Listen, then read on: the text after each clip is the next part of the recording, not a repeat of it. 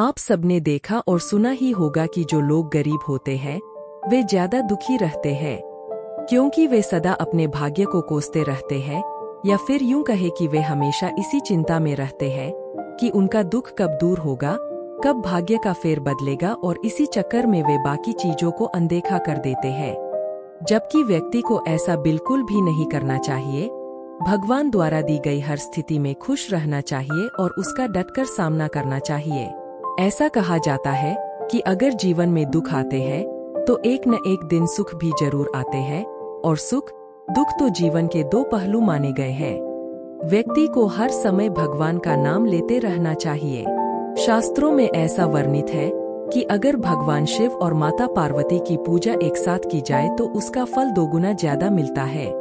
आज हम आपको इसी से जुड़ी एक ऐसा कथा के बारे में बताने जा रहे हैं जिसमें भगवान ने बताया है कि जो गरीब लोग होते हैं वे अपना दुख कैसे बढ़ा लेते हैं। एक बार माता पार्वती ने भोलेनाथ से पूछा कि जो लोग अपने भाग्य से दुखी होते हैं उन लोगों को पहले से ज्यादा दुखी मिलता है, और जो सुख भोगते हैं उन्हें कोई दुख नहीं मिलता। उस समय भगवान ने माता के सवाल का जवाब नहीं दिया और उनके प्रश्न का जवाब देने के लिए उन्हें पृथ्वी लोक पर ले गए। दोनों ने मनुष्य देह धारण किया और नगर में पति पत्नी के रूप में रहने लगे। एक दिन माता ने रसोई बनाने की तैयारी शुरू की, लेकिन माता ने देखा कि चूल्हा बनाने के लिए ईंटें नहीं है, तो वे अपने घर से बाहर कुछ दूरी पर ईंटें लेने पहुंची। उन्होंने कुछ जर्जर हो चुके मकानों से ईंटें ली और लाकर चूल्हा तैयार किया। कुछ समय बाद भोलेनाथ खाली हाथ घर लौट आते हैं। उन्हें ऐसा देखकर माता ने पूछा कि आप कुछ लेकर नहीं आए तो खाना कैसे बनेगा।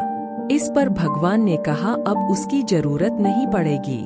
इसके बाद भगवान ने पार्वती जी से पूछा कि तुम चूल्हा बनाने के लिए इन ईंटों को कहां से लेकर आई।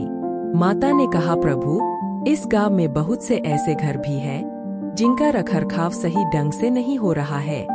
उनकी जर्जर हो चुकी दीवारों से ईंटें निकाल कर ले आई। शिव ने फिर कहा, जो घर पहले से खराब थे तुमने उन्हें और खराब कर दिया। तुम मजबूत घरों की दीवारों से भी तो ईंटें ला सकती थी। पार्वती जी बोली कि उन लोगों ने अपने घरों का रखरखाव अच्छी तरह किया है और वे सुंदर भी लग रहे हैं, उन्हें बिगड़ना ठीक नहीं होता।